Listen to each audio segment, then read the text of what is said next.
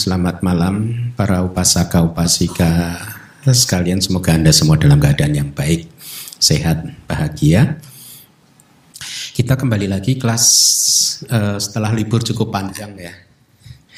Tapi memang biasa seperti itu di semester ini gitu. Setelah libur Desember memang kelas itu biasanya idle sampai cap gomeh. Selalu begitu. Dan mulai lagi normal setelah cap gomeh. Jadi memang selalu liburnya panjang. Kalau diambil sisi positifnya, memberi kesempatan Anda untuk memperdalam apa yang sudah dipelajari kan ya. Baik, malam hari ini kita akan masuk ke materi yang baru, yaitu 4 macam kamma atau bahasa Sanskertanya mungkin yang sudah Anda ketahui, lebih terkenal mungkin ya, karma. Bahasa Palinya kamma gitu. Karena Anda adalah pelajar abhidhamma, maka saya akan menjelaskan secara abhidhamma. Jadi kamma, kita tahu sesungguhnya yang disebut kamma itu adalah cetasika, cetana. Ya, sekarang Anda tahu cetasika, cetana atau kehendak, itulah yang disebut sebagai kamma. Tetapi tidak, cetasika muncul di berapa kesadaran? Cetana. Cetana muncul di berapa kesadaran? Semua kesadaran. Lalu apakah semua kesadaran yang muncul bisa disebut kamma? Tidak bisa. Yang disebut kamma berarti yang bagaimana? Cetana yang muncul bersama 12 akusala cita, 12 akusala cita dan kusala cita ada berapa? Ya, bagus. Dengan kata lain, cetana yang muncul bersama dengan wipaka cita tidak bisa disebut sebagai kamma. Demikian pula, kenapa cetana yang muncul di wipaka cita tidak bisa disebut kamma? Karena namanya saja wipaka. Ya, jadi dia itu kesadaran tersebut sebenarnya adalah buah dari kamma malah. Ya, wipaka cita itu buah dari karma kita. Jadi kalau Anda sering mengatakan, oh karma saya berbuah, itu lebih kepada kemunculan wipaka citanya. Ya, saya harap Anda mulai bisa lebih presisi untuk mendefinisikan karma dan buah, karena kalau yang tidak paham abhidhamma akan kebingungan memilah-milah antara kamma dan buah kamma. Ya, inilah mengapa sering dikatakan toh, aduh hari ini perasaan saya nggak enak, saya sedang memetik buah karma buruk ini kayaknya. Oh enggak, perasaan tidak enak itu muncul bersama cita apa? Dosa mula cita kan? Berarti itu buah karma atau karma? Karma baru, kamma baru, ya. Jadi sekali lagi, kamma acetana yang muncul bersama wipaka cita tidak bisa disebut sebagai kamma. Demikian pula cetana yang muncul bersama dengan kesadaran fungsional yaitu kiriya cita juga tidak bisa disebut kamma. Kenapa? Karena kesadaran tersebut adalah milik Buddha dan para arahat yang sudah menghancurkan akar dari kamma. Ya, ibarat pohon, akarnya sudah hancur, maka pohonnya udah nggak bisa tumbuh lagi. Nah, akar dari kamma itu ada 2, yaitu cetasika yang disebut moha dan loba.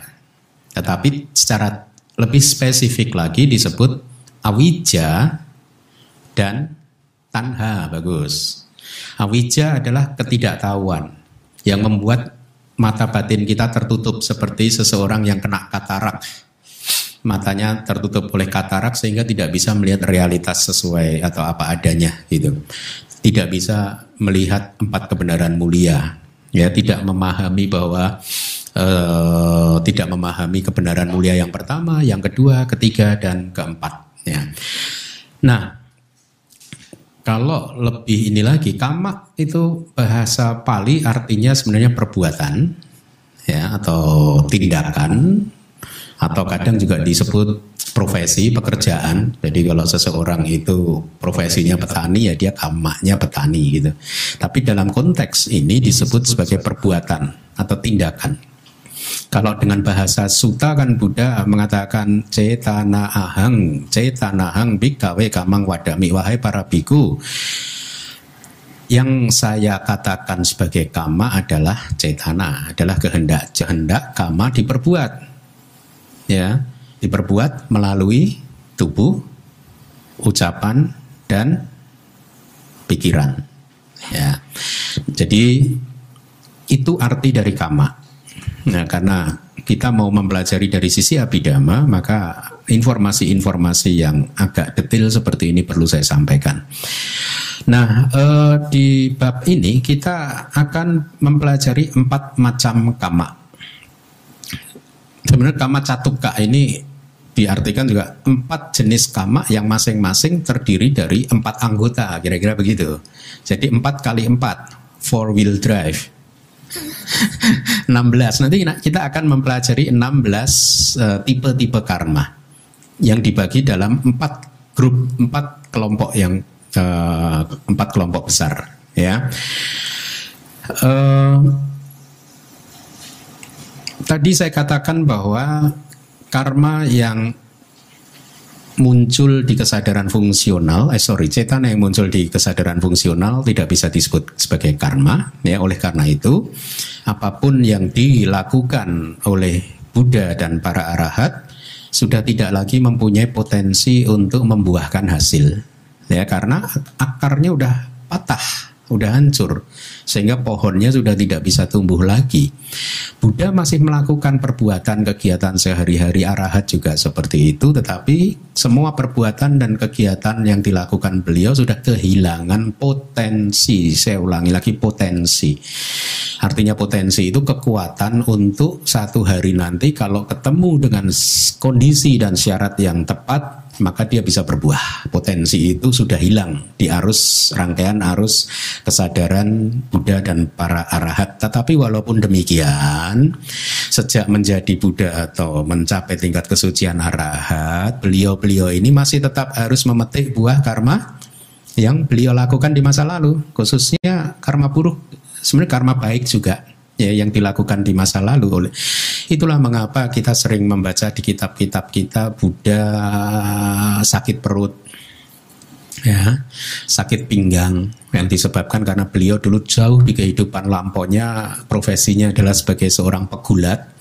Kemudian waktu bertanding, beliau dengan sengaja, dengan pikiran yang penuh kemarahan, kebencian, melukai dan mematahkan pinggang lawannya, dan itu berbuah berbalik, gitu, ya. Saya tidak akan menguraikan begini, tapi mungkin perlu saya sampaikan sedikit. Buah dari satu perbuatan itu intensitasnya, kualitasnya itu juga ditentukan oleh kualitas batin dari yang mengalami. Ya, jadi meskipun Buddha itu dulu sebagai makhluk biasa mematahkan lawannya, tetapi buahnya tidak harus setimpal seperti itu. Buahnya beliau hanya pada saat sudah menjadi Buddha hanya sering sakit pinggang saja, gitu. Kenapa? Karena kondisi tingkat kualitas batinnya sudah murni, tercerahkan. Inilah mengapa kalau yang di Sutta Pitaka itu di Sutta perumpamaan tentang kristal garam, ya. Jadi ada garam 1 sendok kalau diletakkan di gelas air 1 gelas, maka airnya akan terasa asin. Tetapi garam 1 sendok tadi kalau dicampurkan di air sungai Gangga, maka airnya tidak terasa asin. Jadi demikian, karma yang sama dilakukan oleh orang dengan kualitas yang berbeda, buahnya bisa, intensitasnya bisa berbeda. Ya, itu yang ingin saya sampaikan. Jadi supaya Anda, karena sering kali umat bertanya bahwa karma itu buahnya harus sama, kongruen, gitu ya, identik. Tidak harus seperti itu. Nah, kembali lagi, atau kita sering mendengar cerita yang Arya Mahamoggallana disiksa oleh penjahat, kan ya? Itu buah dari karma buruk yang beliau lakukan di masa lalu. Poin yang ingin saya sampaikan, meskipun para arahat dan Buddha Paceka Buddha tidak melakukan karma baru, perbuatannya tidak bisa disebut sebagai karma, tetapi walaupun demikian selama masih berada di dalam samsara, buah-buah karma yang dilakukan sebelum mereka itu menjadi arahat atau Buddha masih tetap harus dipetik. Ya. Nah, hukum karma, kalau kita sering mengatakan hukum kamma, meskipun ada yang tidak setuju dengan istilah hukum, tetapi saya rasa nggak ada salahnya kita menggunakan istilah hukum. Hukum kamma itu bukanlah satu hukum seperti hukum-hukum yang lainnya yang diciptakan oleh seseorang. Buddha tidak menciptakan hukum kamma. Ya. Hukum kamma itu seperti hukum gravitasi. Hukum gravitasi yang menemukan siapa? Newton, ya. Apakah Newton yang menciptakan hukum gravitasi? Tidak. Sebelum ditemukan oleh Newton, hukum gravitasi ada nggak? Ada. Cuman orang nggak tahu, tidak mengerti, tidak ngeh, tidak aware. Tapi setelah diperkenalkan oleh Newton, orang jadi aware. Sama. Hukum karma juga seperti itu. Sebelum kemunculan Buddha, ya, kita tidak tahu. Manusia makhluk tidak tahu cara bekerjanya karma. Memang tradisi spiritual Hindu dan yang lain-lain spiritual India juga mengajarkan tentang teori tentang hukum karma, tetapi berbeda. Apa yang mereka ajarkan dan apa yang Buddhism ajarkan berbeda dalam banyak aspek. Ya, misalkan mereka mengenal roh, kita nggak mengenal roh, mereka mengenal dan lain sebagainya. Nah, jadi Buddha adalah penemu kembali ajaran yang atau hukum yang tidak terlihat tadinya. Ya. Kapan ditemukannya? Bagaimana menemukannya? Apakah melalui penyelidikan di laboratorium atau apa? Enggak. Waktu malam penerangan sempurna, di malam itu, jadi kalau tradisi Buddhis, di setiap malam, satu malam itu dibagi menjadi 3 bagian malam, 1/3 malam. Jadi biasanya kalau kita bicara malam di tradisi Buddhis itu mulai jam 6 sore sampai jam 6 pagi, berarti 12 jam kan? Dibagi 3 bagian. Jadi ada 1/3 yang pertama malam, 1/3 yang kedua, 1/3 yang ketiga, ya. Jadi jam 6 sampai jam 10 itu yang pertama, jam 10 sampai jam 2 itu yang kedua, jam 2 sampai jam 6 itu adalah 1/3 yang ketiga. Nah, pada malam penerangan sempurna di 3 malam itu, di masing-masing malam Buddha merealisasi Dhamma, Tewija, 3 pengetahuan. Ya, yang pertama adalah dari jam 6 dan sampai jam 10 Buddha melihat atau merealisasi Pubbe Niwasa Anusatinya, pengetahuan untuk melihat kehidupan masa lampau beliau. 4 jam itu beliau melihat, kalau di dalam teks dikatakan hampir semua kehidupan terlihat jelas di mata beliau. Gitu. Kemudian dari jam 10 sampai jam 2 beliau merealisasi yang pengetahuan yang kedua yang disebut Diba Caku, yaitu apa? Mata dewa. Dari mata dewa inilah beliau selama 4 jam melihat kenapa semua makhluk berputar-putar, lahir mati, lahir mati, lahir mati, dan seterusnya. Lahir di satu alam, meninggal dunia, muncul lagi di alam yang berbeda lagi, mati, lahir, mati, lahir, mati, lahir lagi, sampai akhirnya kemudian beliau paham, oh yang menggerakkan mereka semua, yang menentukan kualitas kehidupan mereka, kelahiran mereka semua itu adalah kamma. Kamma baik akan menghasilkan kebahagiaan, kamma buruk akan menghasilkan penderitaan. 12 akusala cita akan menghasilkan 7 akusala wipaka ahituka cita. Ya, kemudian yang kusala cita juga akan menghasilkan dari ahituka itu ada 8 dan seterusnya. Bisa dianalisa sesuai dengan karmanya. Nanti kita akan pelajari detail di bab yang ini. Nah, di 1/3 malam yang terakhir beliau mencapai pengetahuan yang tertinggi, yaitu apa? Asawakaya nyana, ya, pengetahuan tentang hancurnya asawa. Itulah yang membuat beliau kemudian menjadi seorang Sammasambuddha. Asawanya hancur total, noda-noda batinnya hancur total, ya. Nah, jadi sekali lagi Buddha hanya menemukan hukum yang tadinya sudah berada di alam semesta ini, yang menggerakkan semua makhluk hidup, yang menggerakkan dunia ini, ya. Dan kemudian Buddha melihatnya di sepertiga malam yang kedua, dan selama 45 tahun Buddha menyebarkan Dhamma, Buddha berulang-ulang menyampaikan tentang hukum karma. Misalkan satu kalimat yang pertama kali saya mendengar itu hati saya bergetar gitu. Waktu masih di Myanmar. Kalimat di Sutta, seandainya kalian semua tahu betapa besarnya buah dari berdana, maka kalian tidak akan pernah sekalipun makan makanan tanpa pernah sekalipun sebelumnya membagikannya kepada orang lain. Itu pertama kali saya dengar, wah. Ya. Terus Buddha menguraikan, dengan berdana beliau sekian ratus kali buahnya dia nikmati sebagai ini, sebagai itu, sebagai ini, sebagai itu gitu. Kehidupannya selalu baik dan lain sebagainya. Ya. Nah, jadi ini bukan teori hasil pemikiran Buddha, tapi sekali lagi dilihat langsung oleh beliau bahwa kita saat ini lahir sebagai manusia. Kenapa? Karena karma yang mendorong kita. Karma yang mana? Ya, kita harus melihatnya melalui meditasi, ya. Nah, jadi sekali lagi kemudian saya sampaikan lagi, ulangi lagi, hasil atau buah dari karma itu, yang buah langsungnya itu sesungguhnya apa? Wipakacita. Ya. Tapi kalau kita berbicara wipakacita kan, cita tidak pernah bisa muncul sendiri kan? Selalu dengan cetasikanya kan? Ya, jadi kalau sekarang karena Anda sudah sampai di bab 5, setiap kali bertemu dengan istilah cita, Anda harus segera tahu, oh cita dan cetasika yang muncul bersamanya. Gitu ya. Anda masih ingat nggak pelajaran bab pertama? Kenapa disebut wipaka? Penjelasan dari wipaka, sesuatu yang sudah matang, sesuatu yang sudah dimasak, sudah matang. Ya. Tapi juga di buku yang pertama saya jelaskan, istilah wipaka itu dibatasi saja dengan sebagai hasil atau resultan yang mempunyai jenis yang sama dengan sebabnya. Karma itu mental atau material, materi. Karma itu fenomena mental atau fenomena materi. Fenomena mental, sehingga wipaka hanya berlaku untuk fenomena mental.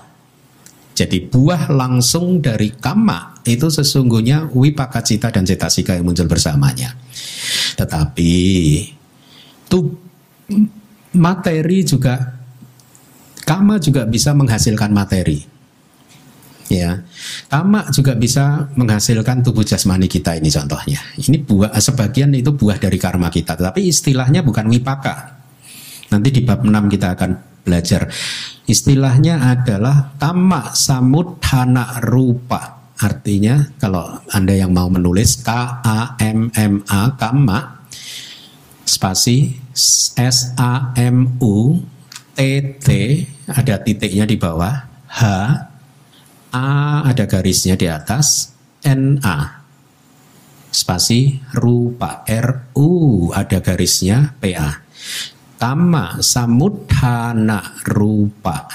Sebenarnya kamma samudhana disambung, rupa dipisah.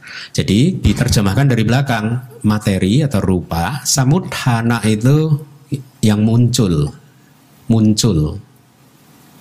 dari karma. Jadi ada rupa, fenomena materi yang muncul dari karma. Atau mempunyai nama yang lain, nggak apa-apa saya sampaikan sekarang di bab 6 itu istilahnya. Yang kedua adalah kammaja rupa, KAMMAJA, A-nya panjang yang terakhir. JA itu singkatan dari jati. Anda tahu jati kan, kelahiran ya. Kammaja rupa artinya fenomena materi yang lahir dari kamma. Ya. Jadi kamma juga menghasilkan materi, tidak hanya fenomena mental berupa wipaka cita dan cetasika, ya, tetapi juga fenomena materi juga diproduksi oleh karma sebagian. Tetapi tidak dinamakan wipaka. Dia mempunyai nama itu tadi, samudhana rupa, kamma samudhana rupa, dan kammaja rupa istilahnya, ya. Apa saja sih fenomena materi yang diproduksi dari karma kita, oleh karma kita. Saya ingat-ingat syairnya. Bab ke-6 sih.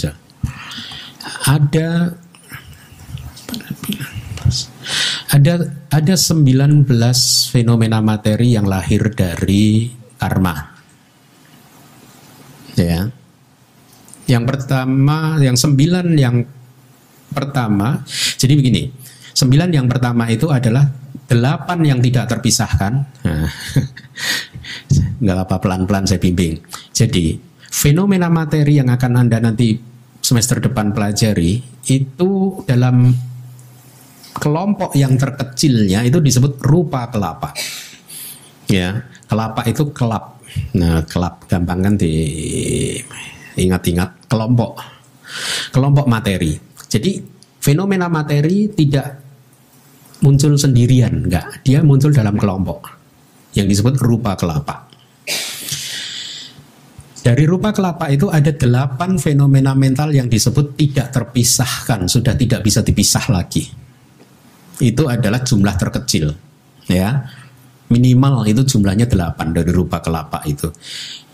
8 fenomena yang membentuk rupa kelapa terkecil itu, yang pertama adalah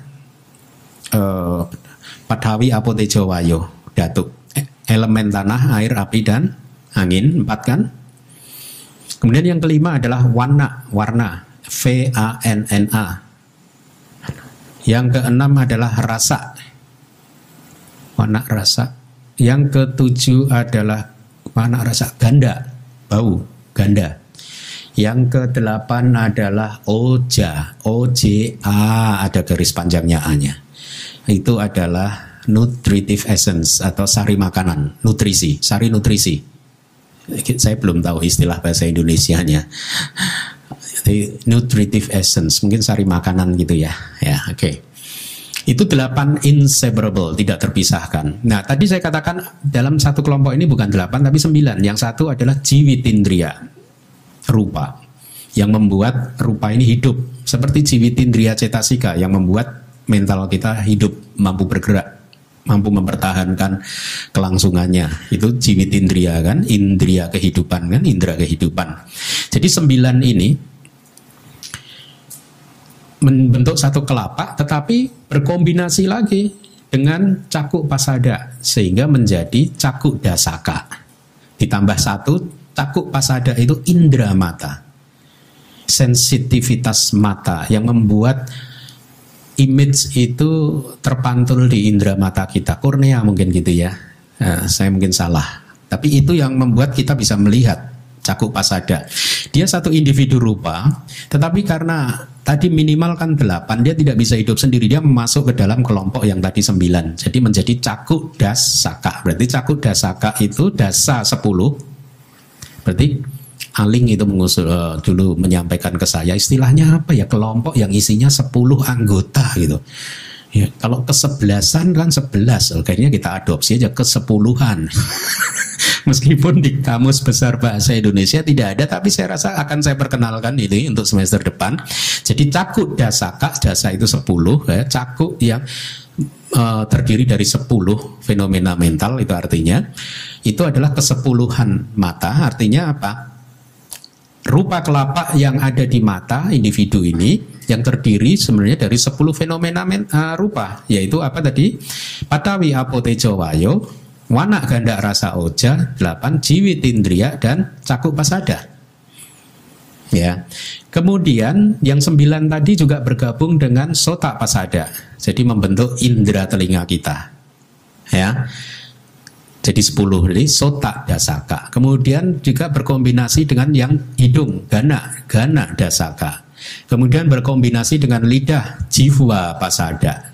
Kemudian berkombinasi dengan sensitivitas tubuh, kaya dasaka. Berarti sudah ada berapa? 5. Materi ini diproduksi oleh kama, lahir dari kama.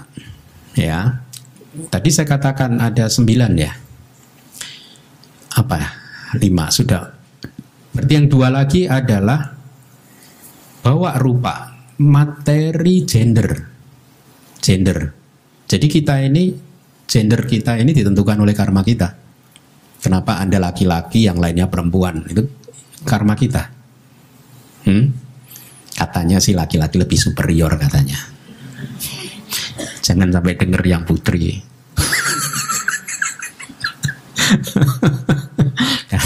Tapi saya nggak gini. Makanya kan Buddha hanya laki-laki ya. Jadi sudah ada 5 plus 2 ya, gender laki-laki dan gender perempuan. Kemudian yang ke-8 bahwa watu itu apa? Jantung ya. Itu juga dibuat oleh karma kita ya.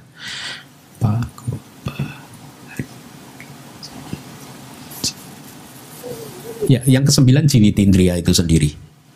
Ya, jadi ini semua fenomena materi yang sudah saya sebutkan tadi itu diproduksi oleh kama. Kama jarupa, materi yang lahir dari kama.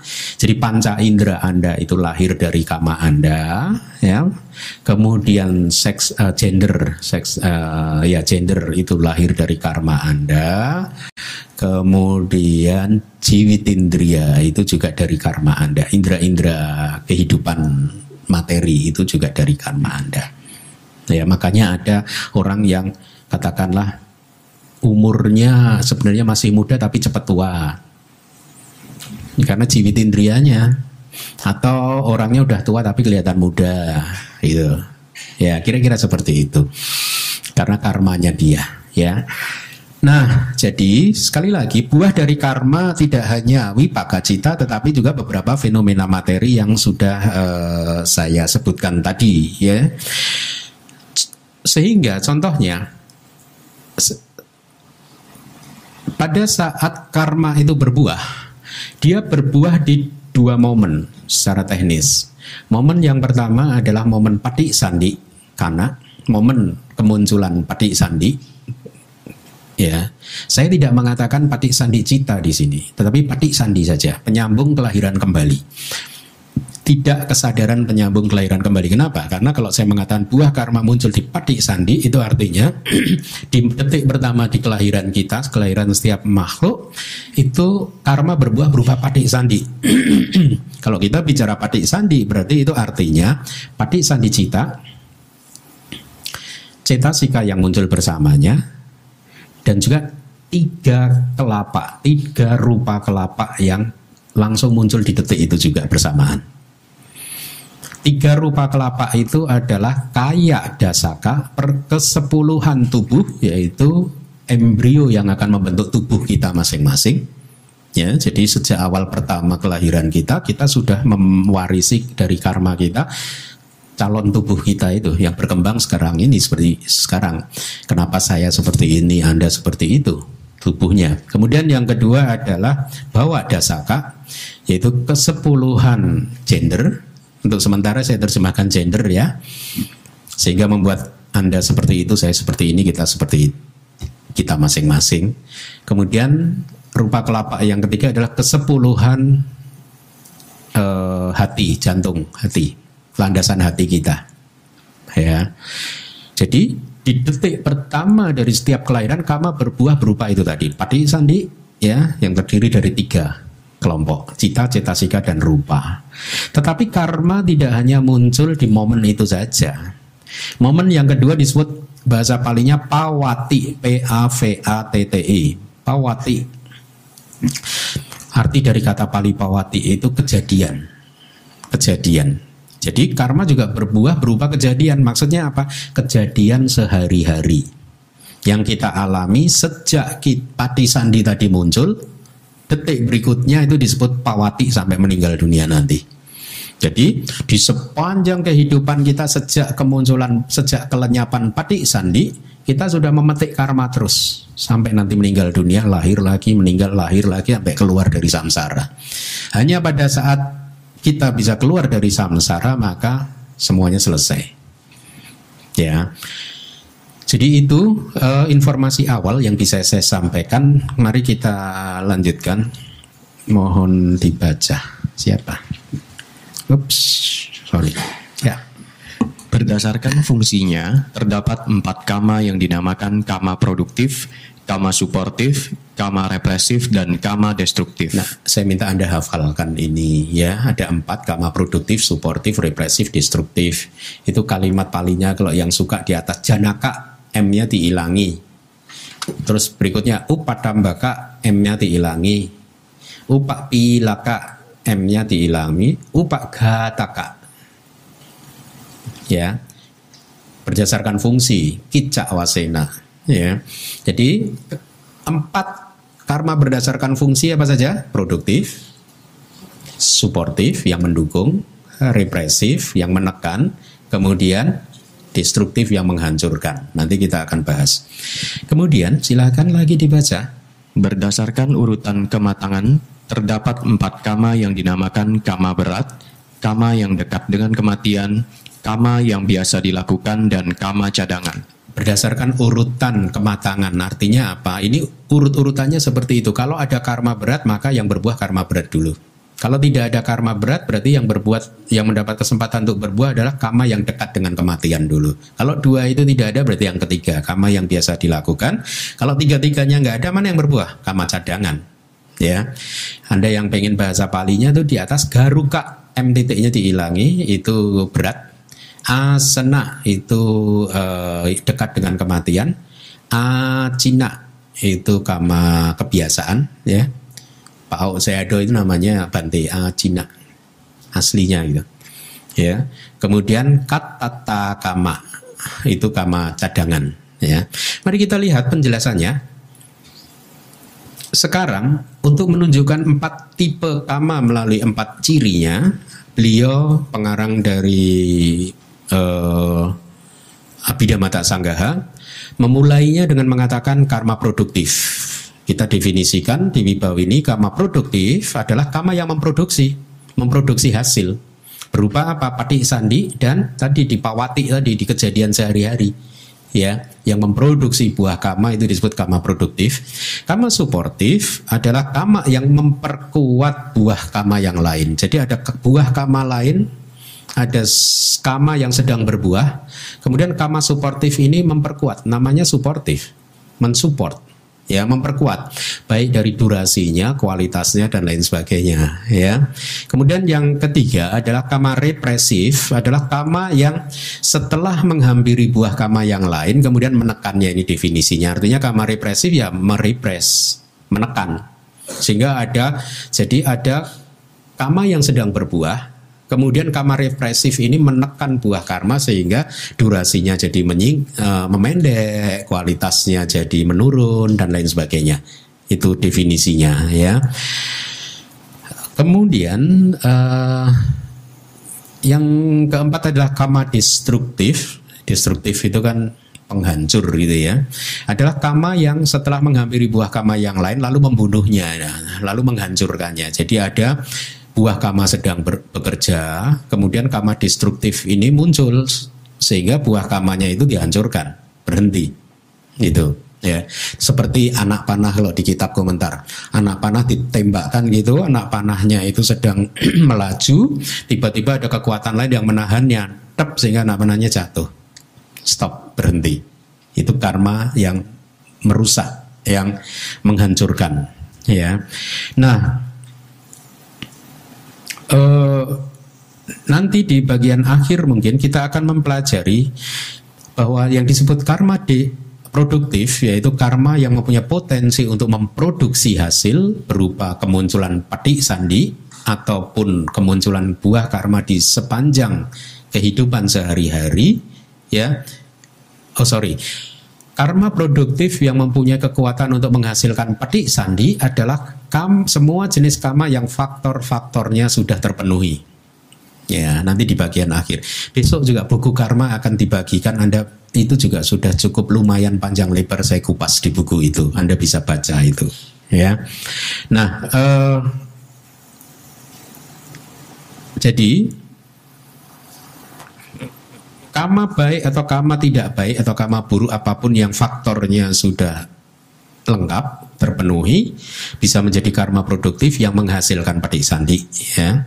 Nah, kembali lagi, Karma produktif adalah karma yang bisa menghasilkan buah dengan sendirinya tanpa bantuan karma-karma lain. Jadi ini agak berbeda dengan yang lain. Karma produktif bisa menghasilkan buah sendiri, independen, ya. Selanjutnya yang dinamakan karma produktif adalah kehendak baik atau tidak baik yang menghasilkan resultan dan materi yang lahir dari karma di momen patik sandi dan pawati. Tadi sudah saya sampaikan, tapi Anda harus pahami yang mampu menghasilkan patik sandi adalah karma yang sudah terpenuhi faktor-faktornya. Yang belum terpenuhi faktor-faktornya bagaimana? Tidak bisa menghasilkan patik sandi, tapi dia bisa berbuah di sepanjang kehidupan. Ya, jadi hati-hati ya dengan karma. Makanya pengetahuan karma ini penting sekali, karena dengan memahami hukum karma dengan benar, maka kita bisa kemudian membangun bangunan kehidupan kita dengan baik toh, ya, dan lebih confident loh, lebih percaya diri dengan kehidupan kita kan. Ada loh orang yang stres gara-gara nggak percaya diri dengan apa yang sudah dia lakukan. Menurut dia saya melakukan hal yang buruk padahal enggak. Saya sudah bertemu dengan beberapa orang yang seperti itu. Jadi tidak ada keyakinan terhadap dirinya sendiri karena tidak ada pengetahuan. Ya, makanya ini pelajaran kali ini seharusnya sangat penting sekali. Kemudian karma yang kedua adalah karma suportif. Karma baik atau tidak baik yang walaupun tidak mampu memproduksi buahnya atau wipaka sendiri, tetapi menjadi kondisi untuk memperpanjang buah dari karma lain. Jadi karma suportif tidak memproduksi buah sendiri, tapi dia mensupport buah karma yang sedang bekerja, ya. Atau menjadi kondisi untuk meningkatkan kualitas buah karma, baik suka ataupun duka, dengan cara tidak memberikan kesempatan pada kemunculan kondisi yang bisa menghambat atau memotong atau menggantikan buah yang sedang berlangsung, dan menjadi kondisi yang memperpanjang keberlangsungan buah karma lain. Jadi ketika ada satu karma produktif misalkan menghasilkan patik sandi sebagai manusia, ya, maka karma suportif akan mendukung kelahiran dia sebagai manusia, ya, dengan cara mendukungnya apa? Mungkin membuat dia menjadi panjang umur, membuat dia sepanjang kehidupan sehat, mencari rezeki mudah, ya, hidupnya jadi mudah, nyaman dan lain sebagainya. Nah, ini ciri dari karma suportif. Bisa bahkan memperpanjang umur, membantu karma produktif untuk memperpanjang umur, gitu. Jadi misalkan sebaliknya kalau karma produktif yang buruk misalkan, ya, jadi karma buruk berbuah. Berbuahnya adalah di sepanjang kehidupan, di kejadian sehari-hari, misalkan dengan memunculkan penyakit. Ya, dikatakan kalau kita sedang sakit itu karena karma buruk sedang berbuah. Karma suportif mensupportnya dalam bentuk apa? Mensupportnya ya Anda analisa. Penyakit kan buah karma buruk. Berarti dia mensupport karma buruk itu supaya bisa durasinya lebih lama. Artinya misalkan supaya penyakitnya lama nggak sembuh-sembuh. Dibawa ke Singapura nggak sembuh, Pineng nggak sembuh, kemana-mana nggak sembuh, karena ada karma suportif tadi yang mendukung buah karma buruk supaya tidak bisa diobati penyakitnya. Kira-kira seperti itu ya, mensupport buah yang sedang muncul. Dengan demikian kualitasnya sama. Kalau yang sedang muncul adalah buah karma baik, maka karma suportifnya itu adalah karma baik. Kalau yang sedang muncul adalah buah karma buruk, yang sedang berproses adalah buah karma buruk, maka karma suportifnya juga karma buruk, seperti itu, ya. Nah, karma suportif mendukung buah karma yang sedang bekerja, ya. Contoh lain misalkan ada sebuah karma buruk berbuah memunculkan patik sandi sebagai binatang, lahir sebagai binatang, maka karma suportif muncul membuatnya apa? Udah lahir jadi binatang, panjang umur, susah cari makanan, sakit-sakitan, kurus, kering, nggak ada orang yang mau memelihara dia. Itu karma kakak.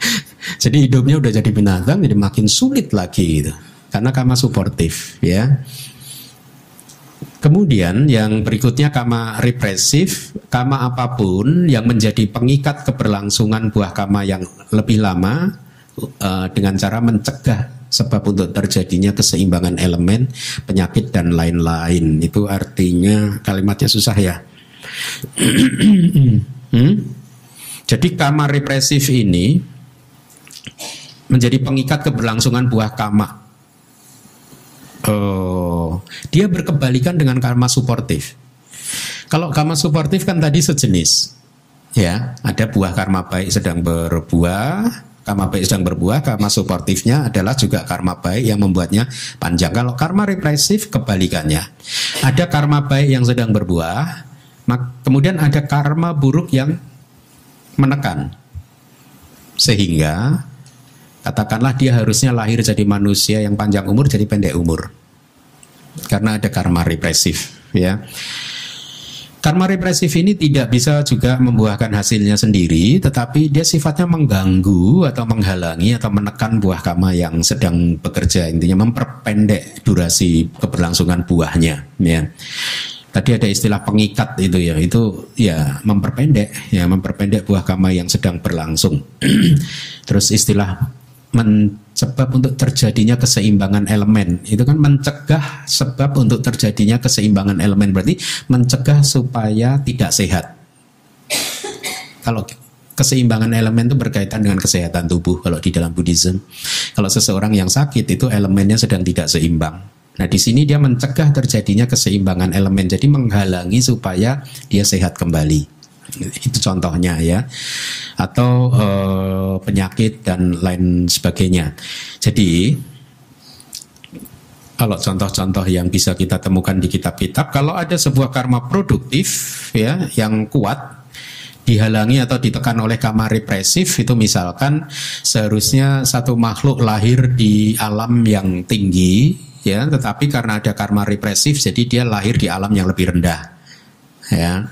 Atau seharusnya ada satu makhluk lahir di keluarga yang baik-baik, ya, karmanya ini sebenarnya mempunyai kekuatan untuk membuat dia lahir di keluarga yang baik-baik, tetapi karena dihalangi oleh karma represif, akhirnya dia tidak jadi lahir di keluarga baik-baik, tapi di keluarga yang menengah atau mungkin malah tidak baik sama sekali, ya. Atau sebenarnya karma produktif dia itu bisa membuat dia panjang umur, tetapi karena adanya karma represif akhirnya dia jadi pendek umur, ya. Atau seharusnya dia terlahir ganteng atau cantik, akhirnya jadi tidak ganteng dan tidak cantik. Atau harusnya sehat tapi dia jadi sakit-sakitan, ya. Jadi karmanya sebenarnya bagus, karma produktifnya bagus, tapi karena ada karma represif, karma produktifnya tidak bisa berbuah secara maksimal. Ibaratnya mangganya harusnya manis, tapi karena diganggu ulat akhirnya nggak jadi manis. Kira-kira seperti itu, ya. Nah, kalau yang untuk karma buruk itu sama. Harusnya karma produktifnya membuat dia jadi manusia yang umurnya pendek, tapi karena ada karma represif dia jadi panjang umur. Kebalikannya, ya. Intinya berbeda dengan karma suportif yang sejenis, karma represif itu karmanya berkebalikan. Karma baik menekan karma buruk menekan karma baik, ya. Paham atau enggak paham? Paham, karena di kelas hari Minggu sudah saya sampaikan, ya. Karma represif juga di teks disebutkan, misalkan di kehidupan sehari-hari membuat seseorang terganggu, berusaha bisnis ini gagal, bisnis itu gagal, berjuang ini gagal, berjuang itu gagal, gitu, ya. Sebenarnya dia mempunyai semua syarat untuk menjadi orang yang sukses, tetapi tidak sukses juga, gitu. Anda pernah kan ya ketemu seperti itu, ya? Saya beberapa kali ketemu teman kecil saya yang harusnya sukses kok jadinya nggak sukses, gitu. Harusnya secara matematika istilahnya gitu, harusnya baik-baik semua kok nggak baik, gitu. Ya, itu mungkin karena ada karma represif, ya. Tadinya sehat kemudian jadi sakit, atau tadinya banyak teman tiba-tiba ditinggal teman-teman, sendirian nggak punya teman, itu karena ada karma represif yang sedang bekerja, gitu. Kemudian karma destruktif, penghancur yang mempunyai kekuatan untuk menghancurkan, itu artinya destruktif. Karma yang menghambat kemampuan produksi sebuah karma yang kekuatannya lebih lemah, ya. Menghasilkan buahnya sendiri setelah menghancurkan buah karma yang lain. Contohnya, seseorang lahir jadi manusia, harusnya dia panjang umur, tapi tiba-tiba dia meninggal dunia, kecelakaan kayak, korban terorisme kayak, ya, Kalau secara teks itu dikatakan tuh karena ada karma destruktif. Karma destruktif itu kira-kira seperti ini perumpamaannya. Nyala api lampu minyak, harusnya sumbunya masih, minyaknya masih. Ya, apinya masih menyala. Tiba-tiba mati, padahal minyaknya masih, sumbunya masih. Kenapa mati? Karena ada angin. Ya, tiba-tiba ada angin berhembus, apinya mati. Ya, itu sifat dari karma destruktif. Sesungguhnya karma produktif dia masih harusnya dia masih hidup. Ya, harusnya panjang umur, tapi tiba-tiba dia harus meninggal karena ada karma yang menghancurkan. Kalau di teks kita contohnya Dewadatta. Anda tahu Dewadatta kan? Dewadatta itu kalau sesuai teks dikatakan seharusnya karma produktifnya lebih panjang. Tapi karena dia melakukan karma buruk yang berfungsi kemudian sebagai karma yang menghancurkan, dia tiba-tiba mati ditelan bumi masuk ke neraka Awiji kan? Ya, itu yang disebut karma destruktif. Atau Dewadatta itu tadinya menguasai jana dan apinya, sakti loh Dewadatta itu. Tiba-tiba jananya hancur, hilang, apinya hancur juga. Gara-gara apa? Beliau melakukan 2 karma berat, yaitu dengan pikiran jahat bermaksud melukai Buddha, dan yang kedua adalah memecah belah sangga. Ya, jadi karma-karma itu tiba-tiba memporak-porandakan kehidupannya. Ya. 2 kama yang keji ya masuknya, anantarya kama. Kemudian di teks kita juga ada, jadi melalui dorongan dari tenaga kama bala ya, seseorang yang mau meninggal dunia mendapatkan tanda-tanda tujuan mau terlahir di alam-alam tertentu ya. Tapi kemudian ada misalkan dalam cerita ini adalah tanda tujuan di alam yang buruk, yang rendah. Dia akan terlahir di alam yang rendah. Tetapi karena ada kekuatan kama baik yang berbuah, ya, bisa saja itu karma baik yang berbuah itu karena murni dari perbuatan dia sendiri di masa lalu dan memang harus berbuah tiba-tiba untuk menggantikan tanda tujuan yang ke alam yang buruk menjadi tanda tujuan ke alam yang baik. Bisa juga karena dikondisikan oleh teman-teman yang di sekelilingnya. Ya, makanya kita kalau sedang menunggui orang sakit yang kira-kira sudah mendekati detik terakhir di dalam kehidupannya, kita harus skillful, harus terampil untuk membangkitkan memori-memori baik dia, ya, membangkitkan perbuatan baik, kebajikan-kebajikan, karma baik yang sudah dia lakukan di masa lalu supaya hatinya jadi bahagia lagi, damai lagi, karena itu akan mengkondisikan kelahiran dia di alam yang baik. Jadi kita pun sebenarnya bisa mengkondisikan, ya, mengkondisikan buah karma baik dia untuk berbuah, karma baik dia untuk berbuah. Tapi kita juga bisa mengkondisikan karma buruk dia untuk berbuah. Ya, udah tahu orang mau mati diingetin, kamu tahu nggak si A itu sebel, tadi mau kesini ketemu dia lagi. Oh itu ya, nggak mati. Hati-hati. Makanya jangan berpikir, jangan suka nyinyir, jangan suka apa ya istilahnya ya, bercerita hal yang tidak baik itu. Jadi karena dorongan tenaga kama tadinya gati nimitanya itu buruk, tetapi dikondisikan oleh orang atau juga memang karena ada karmanya sendiri yang memang harus berbuah, karma baiknya akhirnya gati nimitanya berubah.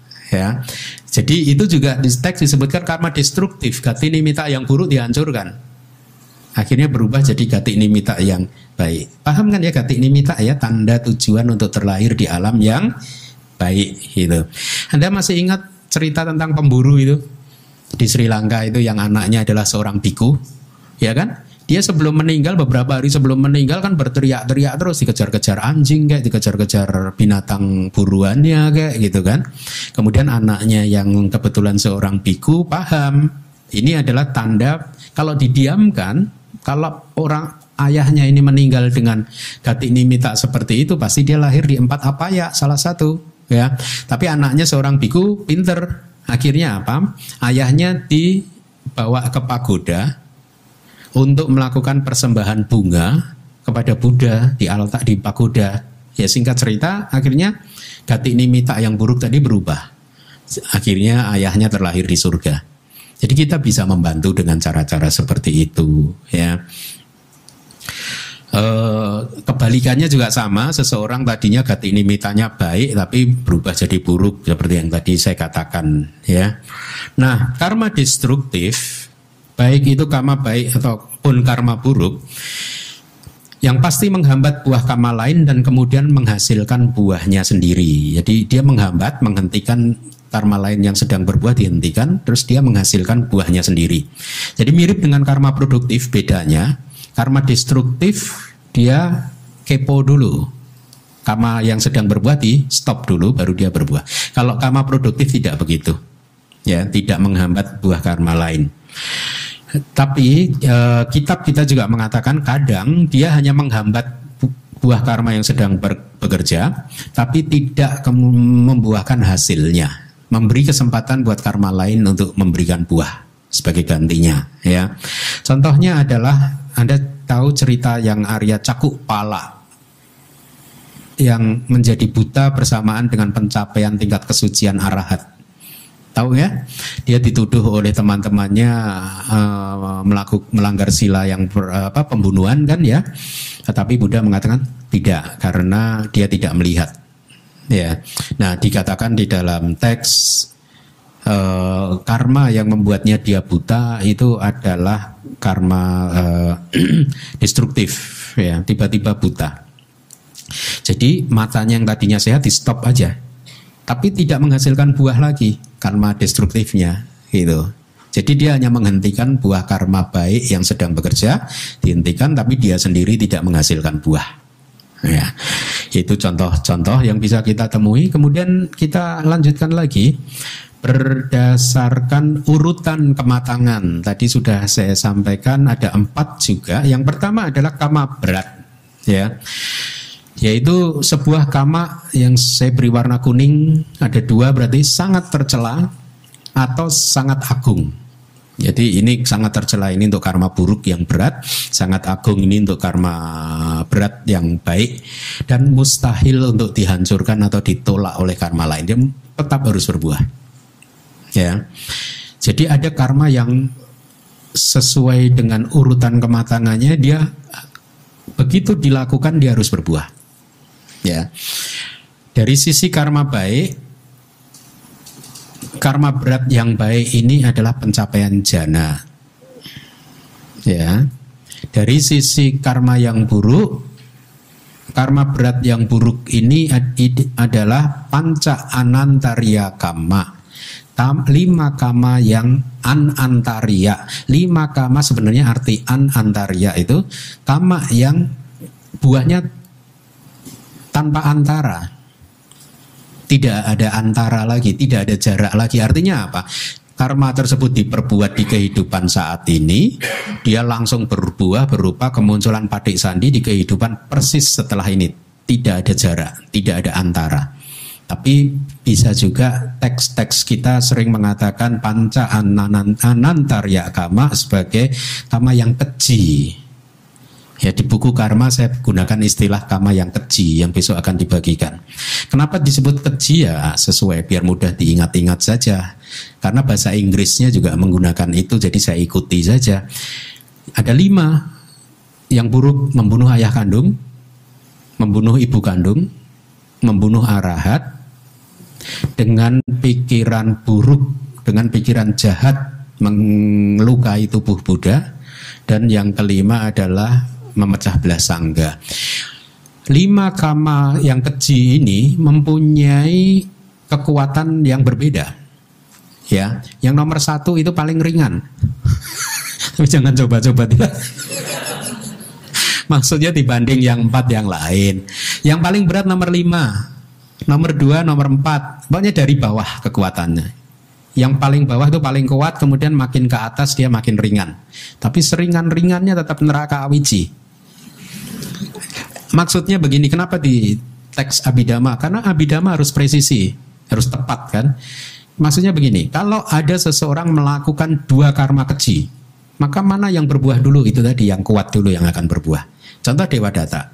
Dewadatta melakukan 2 karma keji kan, yaitu apa? Melukai Buddha dan juga memecah belah sangga. Mana yang membuat dia lahir di Awiji? Yang memecah belah sangga. Ya, memecah belah sangga. Nah, berkaitan dengan dengan pikiran jahat, dengan pikiran jahat duta. Mana dengan pikiran jahat melukai Buddha, itu di teks disebutkan, ada yang mengatakan melukai itu darahnya sampai keluar. Tidak, di kitab komentar dijelaskan bahwa Buddha itu tidak ada yang bisa melukai, artinya sampai darahnya keluar, tidak. Tapi bagaimana efek dari perbuatan Dewadatta? Katanya di teks disebutkan, kalau di teks Myanmar itu dikatakan ujung jempol kaki Buddha itu terluka sehingga darahnya membeku hitam, tapi tidak mengalir keluar, karena memang katanya Buddha tidak bisa dilukai. Ya, jadi di ujung kakinya itu darahnya membeku hitam. Kemudian ditolong oleh dokter jiwaka, kan kita di zaman dulu ada dokter jiwaka namanya. Baru atas izin Buddha disobek dengan pisau, darahnya keluar. Jadi hanya atas izin Buddha, katanya kitab komentar seperti itu. Nah, itu tadi adalah karma berat yang mustahil untuk dihancurkan atau ditolak oleh karma lain. Artinya kalau seseorang melakukan karma berat pasti berbuah. Nah, sekarang pengertiannya seperti ini. Contoh Dewadatta, dia kan juga sebenarnya mempunyai karma berat yang baik, yaitu penguasaan 8 jana dan apinya, toh, ya. Tapi gara-gara dia melakukan karma berat yang buruk, maka karma berat yang buruk ini menghancurkan karma berat yang baik, ya, sehingga jananya hancur, apinya juga hancur, tidak bisa dimuncul lagi, gitu. Tapi sebaliknya, kalau seseorang pertama kali melakukan karma baik, seseorang melakukan karma keji yang buruk, ya, karma keji, ya, dia sudah tidak bisa melakukan karma baik yang berat. Jadi kalau seseorang sudah melakukan salah satu karma keji, ya, salah satu atau lebih, maka di kehidupan kali itu dia tidak akan pernah bisa mencapai jana, dia tidak akan pernah bisa mencapai merealisasi nibbana. Jadi sudah tidak bisa di-cancel lagi, tidak bisa dihambat lagi. Tapi kalau kayak Dewadatta, karma baik dulu, terus melakukan karma keji, karma baiknya hancur. Nah, pengertian itu yang harus Anda pahami.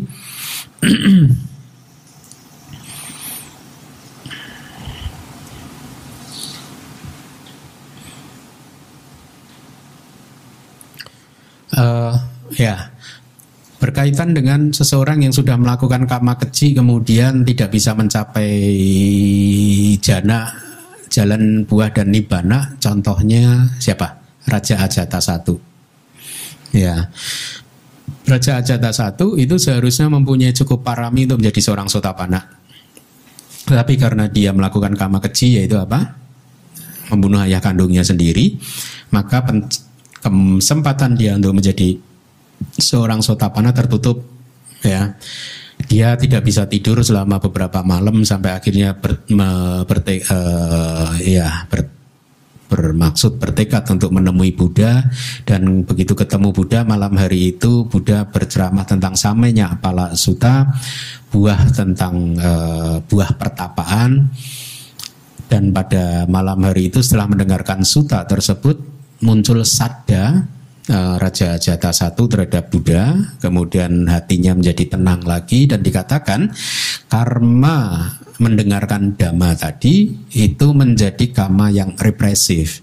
Harusnya dia lahir di neraka yang dalam, tapi kemudian karena karma tersebut, ya akhirnya dia lahir di neraka minor yang lebih kecil gitu, yang lebih intensitas penderitaannya tidak separah dari yang semestinya itu. Jadi setelah Ajata I meninggalkan hutan, meninggalkan Buddha, Buddha berkata kepada muridnya, seandainya saja, ini kalimat itu juga sangat, apa ya istilahnya, sangat bikin, pertama kali mendengar kalimat ini, saya juga seperti, wah ya, apa ya, ada sensasi yang berbeda gitu. Intinya kalimatnya begini, seandainya saja raja itu tidak melakukan karma buruk tadi yang berat, membunuh ayah kandungnya, maka di tempat duduk ini pula setelah selesainya ceramah tadi dia sudah menjadi Sotapanna. Yang saya sempat shock itu dalam artian kehidupan bisa seperti itu loh, hati-hati loh. Saya sudah bertemu dengan banyak kasus jalan hidup seseorang berbelok hanya gara-gara kecerobohan, keteledoran dia. Dan akibatnya bisa jadi fatal. Seperti Ajata satu itu. Seandainya saja dia tidak ceroboh, dia jadi Sotapanna. Nah, contoh seperti ini terjadi di sekeliling kita juga. Seandainya ada seseorang itu tadinya misalkan baik, silanya bagus, disiplinnya bagus, harusnya jalannya bagus. Tapi karena kecerobohannya, jalannya berbelok. Hati-hati, hati-hati. Contoh tragis Ajata satu ini harusnya senantiasa kita ambil teladannya gitu ya. Seorang yang harusnya paraminya bagus, bayangkan dia jadi raja loh. Itu kan sebagai bukti bahwa parami dia bagus, timbunan kebajikan dia bagus kan, raja. Sebenarnya dia pewaris tunggal dari Raja Bimbisara. Mau nggak mau tahta akan jatuh ke dia. Tapi gara-gara dia mendengar guru yang keliru dan dia kurang mindful, akhirnya dia melakukan karma keji yang membuat jalan hidupnya berubah total. Harusnya jadi Sotapanna, malah sekarang di neraka terhadap sesuatu yang nggak masuk akal menurut saya. Itu kalau ditunggu juga tahta kerajaan jatuh ke dia. Kenapa harus tidak sabar sampai harus membunuh ayahnya gitu? Kalau Anda baca cerita, kalau di rumah nanti Anda Google cerita Ajata satu membunuh ayahnya, itu dramatis. Dramatis. Bagaimana sebenarnya ayahnya itu cinta sekali, sayang sekali sama Ajata satu. Meskipun semua peramal itu makanya dikatakan Ajata satu. Satu itu musuh Ajata sebelum lahir. Jadi sebelum lahir dia pun sudah jadi musuh ayahnya. Ini udah diramal, ini jadi ciong lah sama ayahnya itu. Ya, musuhan. Tapi ayahnya tetap menyayangi dia. Bahkan pada saat ibunya itu karena percaya dengan peramalnya ingin sebenarnya membuang Ajata satu, ayahnya yang tidak boleh malah. Itu cerita itu dramatis banget, saya suka. Banyak cerita Buddhis yang saya suka, salah satunya ini. Salah duanya percintaan antara yang kemudian jadi Pangeran Siddhartha dan istrinya itu. Itu percintaan panjang itu kayak drama. Bagus, ceritanya bagus. Karena itu dimulai sejak di depan Buddha Dipangkara. Percintaan mereka itu, couple itu. Jadi suami istri terus. Itu cerita itu juga bagus. Baik. Ya, kita lanjutkan ya. Mungkin kita selesaikan dulu. Mungkin bisa banyak ini. Karma yang kedua sesuai dengan urutan kematangan adalah karma yang menjelang kematian, karma yang dekat dengan kematian. Artinya karma yang diingat pada waktu kematian atau menjelang kematian harusnya. Karma yang diingat sesaat sebelum seseorang meninggal dunia, atau karma yang dilakukan sesaat sebelum orang meninggal dunia. Seperti tadi, seorang pemburu yang diajak anaknya untuk berdana bunga kepada Buddha di pagoda. Karma tersebut dilakukan sesaat sebelum dia meninggal dunia. Tapi tidak harus karma yang dilakukan sesaat sebelum meninggal dunia. Ya, karma yang menjelang kematian juga bisa berupa karma yang jauh hari dulu, bertahun-tahun yang lalu kita lakukan. Tiba-tiba karena tenaga karma harus berbuah, dia muncul, masuk dalam pikiran kita. Ya. Itu disebut karma menjelang kematian. Kadang karma tersebut hanya dilakukan sesaat sebelum meninggal dunia, ya, artinya kalau kita bicara Abhidhamma, sesaat sebelum munculnya marana asana witi atau proses kognitif marana asana yang dekat dengan kematian. Marana itu kematian, asana itu dekat. Witi proses kognitif, berarti proses kognitif yang muncul dekat dengan kematian. Ya, cerita pemburu tadi itu adalah cerita yang bagus, ya. Jadi meskipun seseorang seumur hidup banyak melakukan kebajikan, Tapi apabila sesaat sebelum meninggal dunia dia mengingat kejahatan yang dia lakukan, maka dia akan lahir di apaya. Demikian pula sebaliknya. Hati-hati makanya dengan kondisi pikiran terakhir. Ya, hati-hati. Karena orang yang seumur hidup, katakanlah satu kehidupan ya, kita tidak bicara kehidupan yang lampau, berbuat baik, tiba-tiba gara-gara karma buruk menjelang kematian muncul, ya lahir di apaya. Karena kelahiran ke depan itu ditentukan oleh apa yang muncul di Marana Sanawiti, jawana yang terakhir itu yang menentukan kita lahir di mana.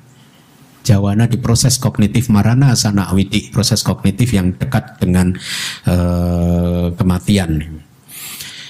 Di kitab kita ada satu cerita seperti ini. Seorang raja itu bersahabat dengan jenderal perangnya. Mereka berdua sudah memenangkan banyak pertempuran, ya. Sampai suatu hari karena usia tua rajanya mau meninggal dunia.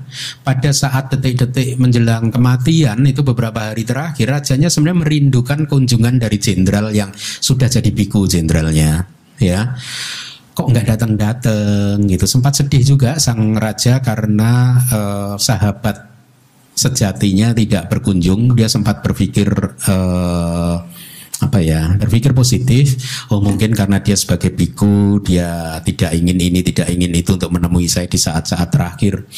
Dia sebenarnya adalah sahabat sejati saya. Kami berdua sudah memenangi banyak pertempuran, tapi mungkin dia tidak mau datang karena dia tahu bahwa kali ini saya tidak akan bisa memenangkan pertempuran dengan kematian gitu. Itu cerita itu juga bagus itu, ya.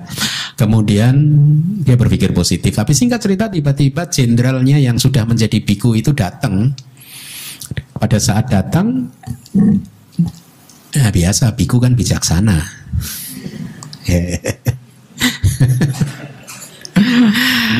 Si Bantenya mengingatkan bukan masalah perangnya, membunuh ini membunuh itu, enggak. Yang diceritakan adalah kebajikan yang dilakukan mereka berdua atau yang dilakukan raja yang disaksikan oleh jenderal dulu. Karma baik ini, karma baik itu. Kamu dulu melakukan karma baik ini, karma baik itu, hebat sekali loh gitu. Nah, singkat cerita akhirnya beliau happy lagi dan lahir di alam yang baik. Bisa begitu. Banyak perang, banyak membunuh, tapi di detik terakhir ada yang kalyanamita yang mengingatkan dia. Makanya itu tradisi Buddhis. Kalau Anda menunggui orang yang mau meninggal dunia, ingatkanlah beliau terhadap perbuatan baik yang dia lakukan. Jangan perbuatan yang tidak baik. Perbuatan yang baik, Anda harus pastikan ini perbuatan baik. Gitu. Ya. Waktu saya merasa papa saya mau meninggal dunia, saya sering mengingatkan beliau bagaimana beliau ini adalah pelindung ayah yang baik, ya, mengantar saya ke universitas dulu. Saya mau kuliah di Yogyakarta, beliau yang antar saya pagi-pagi, misalkan begitu itu. Jadi hal-hal baik yang dia lakukan, ya. Kita bisa membantu seseorang yang mau meninggal dunia untuk mengkondisikan supaya karma baiknya itu berbuah, gitu ya. Nah, cerita-cerita seperti ini jangan kemudian Anda atau siapapun mengambil bermuslihat. Apa itu bermuslihat itu? Oh, berarti kelahiran besok ditentukan oleh pikiran terakhir ya. Berarti nggak apa-apa lah sekarang melanggar sila dulu lah. Ntar aja kalau tua baru ke wihara. Ya. Ada aja kan orang seperti itu ya. Masih muda kok ke wihara. Ntar kalau udah tua baru ke wihara. Itu salah loh. Jangan bermuslihat seperti itu ya. Kenapa? Karena kita tidak akan pernah tahu satu kapan kita akan mati. Iya gak? Ya. Tadi pagi ada tamu dari luar kota, satu rombongan lebih dari 10 orang. Yang satu suami istri sudah agak tua, umur mungkin 70 tahun gitu. Yang ibunya itu sempat dengan wajah yang berkaca-kaca, mata berkaca-kaca, ada kesedihan begitu. Dia bercerita tentang anaknya yang baru saja meninggal dunia gitu. Ya, saya Bante.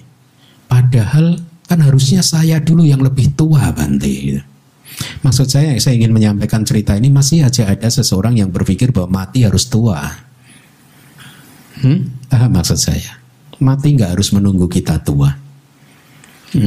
Kalau saya bicara kematian jangan terteror. Malah harus merenungkan bahwa satu saat nanti kita akan mengalaminya. Jadi kita akan siap sedia gitu. Ada saja orang yang berpikir bahwa mati harus menunggu sakit dulu. Enggak, banyak kok orang sehat mati. Ya. Nah, cerita-cerita seperti ini harusnya membuat kita waspada. Ada bahaya yang menghadang di depan kita. Cepat atau lambat dia akan datang bahaya tersebut. Lalu apa yang harus kita lakukan? Ya kita harus melakukan karma baik sekarang, ya, supaya kita bisa mengelola kehidupan ini dan kehidupan berikutnya dengan baik. Gitu. Baik, saya rasa karena sudah waktunya ya, kita cukupkan sampai di sini dulu. Ya. Sadu, sadu, sadu. Mandami Bante. Bante, Aling ada beberapa pertanyaan. Yang pertama tadi yang tentang waktu kelahiran Buddha sebelumnya yang menjadi pegulat itu. Nah, waktu beliau melakukan karma buruk itu kan berarti belum sebagai Buddha.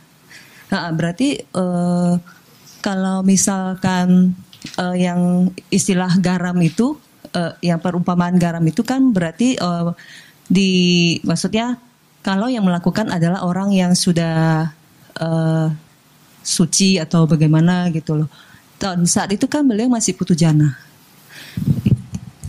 Tidak harus seperti itu. Jadi dua-duanya juga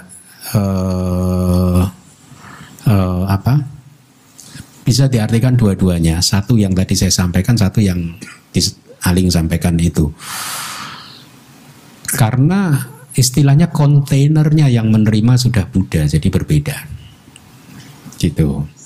Saat berbuahnya maksudnya. Saat berbuahnya itu kontainernya sudah Gangga, air di sungai Gangga. Jadi makanya efeknya juga tidak terlalu fatal, tidak terlalu parah. Tetapi juga ada karma buruk yang efeknya fatal, yaitu Mahamoggallana. Ya, itu pun ya itu agak parah. Istilahnya digebukin gitu kan sama itu. Ya. Nah, yang sutta itu tadi yang saya sebutkan tadi, sutanya itu Lonapala Sutta. Ya, tentang kristal, sutta tentang kristal garam. Ya. Jadi sutta itu kira-kira sutanya begini. Ada seseorang melakukan sedikit karma buruk langsung menderita. Tapi ada seseorang melakukan karma buruk tapi dampaknya nggak terasa. Kira-kira seperti itu. Jadi itu seperti yang tadi saya sampaikan. Buddha menerimanya seperti itu gitu. Tapi yang disebutkan Aling juga nggak salah juga. Kalau seseorang itu memang istilahnya apa kalau di sana itu attupama. Jadi ataknya, selfnya, kepribadiannya itu buruk. Maka pada saat dia itu melakukan karma buruk bisa cepat berbuah juga. Gitu. Tapi ada seseorang yang kepribadiannya baik melakukan karma buruk yang sama, buahnya tidak ada. Kadang ada kan gitu kan. Dia itu padahal dia jahat loh. Banyak ini loh melakukan pelanggaran sila tapi kok hidupnya masih nyaman-nyaman aja. Lah saya begitu sedikit melanggar sila langsung kena. Nah, beda. Kelasnya beda. Paham nggak? Ya, bisa begitu, ya. Karena timbunan ininya beda. Kalau di sutta itu disebutkan ada 4 atau 5 poin gitu. Yang pertama adalah kayak bawita, kayak tubuhnya sudah berkembang, artinya meditasi samatanya itu sudah berkembang, silanya sudah bagus, ya. Kemudian wipassananya bagus, kemudian ya itu tadi kepribadiannya bagus. Jadi 4 berarti ya. Dia kalau melakukan sedikit karma ya tidak akan terasa. Seperti garam yang dimasukkan di air sungai Gangga. Tidak akan terasa ininya gitu. Tapi contoh yang kedua yang dari saya itu di kitab komentarnya juga dijelaskan begini. Yakta yang kamang karoti tata tang pati sang wediati, itu bahasa Palinya. Kalau seseorang berkata bahwa apapun kama yang dilakukan, maka itulah yang akan dipetiknya, maka tidak ada kehidupan suci. Ya, itu awal sutanya seperti itu. Jadi apapun karma yang dilakukan, maka itu yang akan dipetiknya. Maka Buddha mengatakan kalau seperti itu berarti tidak ada kehidupan suci. Kesempatan untuk mengakhiri penderitaan tidak ada. Kenapa? Karena karma yang sudah kita lakukan dari masa lalu itu banyak sekali buahnya yang sudah kita lakukan. Kalau ini semua ini harus menunggu kita alami dulu, yang saya katakan di kelas hari Minggu, mending ibaratkan bendera putih, menyerah japakun. Ya, karena timbunan karma baik kita sudah karma-karma baik atau buruk itu sudah terlalu banyak sehingga tidak akan pernah bisa ada habisnya mengalami buah karma itu. Tetapi begitu seseorang mencapai sotapanna, banyak karma buruk yang bisa tiba-tiba tidak berbuah dan seterusnya gitu. Jadi ya dua-duanya bisa. Ada lagi Bante. Saya agak bingung tentang beda karma represif sama karma destruktif. Misalnya yang cerita tentang Raja Ajata 1 yang karena ada karma berat, jadi tidak bisa menjadi sotapanna. Itu sebenarnya ada karma destruktif atau represif ya? Oh, begini. Jadi kadang overlapping. Kita kan membagi 4 klasifikasi karma yang sudah kita pelajari itu kan karma berdasarkan fungsi. Yang pertama tadi, dan yang kedua adalah karma berdasarkan urutan kematangan. Itu bisa overlap. Ya, artinya karma yang satu, karma yang sama bisa jadi itu adalah misalkan karma berat tapi juga karma produktif. Gitu, atau karma berat tapi karma destruktif. Karena kalau di teks kita mengatakan karma memecah belah sangga itu jadi karma destruktif dari Dewa Data sehingga dia kehilangan jana kalau saya nggak salah. Itu karma memecah belah sangganya. Dia menjadi karma destruktif yang muncul di kehidupan saat itu, tapi dia tidak menjadi karma produktif yang menghasilkan patik sandi. Yang menghasilkan patik sandi Dewa Data untuk lahir di neraka Wiji itu adalah memecah belah sangga. Itu. Berarti destruktif juga Bante. Yang untuk Raja Ajata 1 yang seharusnya bisa jadi destruktif karena menghentikan pencapaian jananya. Menghentikan pencapaian jana. Kalau represif itu kan menekan ya. Iya. Betul. Terus kalau misalnya yang tadi Bante, misalnya yang kondisi yang cerita tentang raja yang sahabatnya jenderal itu, apakah juga sebenarnya seseorang itu harus punya karma baik yang akhirnya berbuah karma produktif berbuah sehingga dia bisa dikelilingi oleh orang-orang yang mengerti saat menjelang kematian gitu. Iya. Kalau kita analisa lebih presisi lagi seperti itu, memang dia mempunyai karma baik yang membuat dia mempunyai teman bijaksana seperti itu gitu. Ya, betul. Makasih Bante. Malam Bante.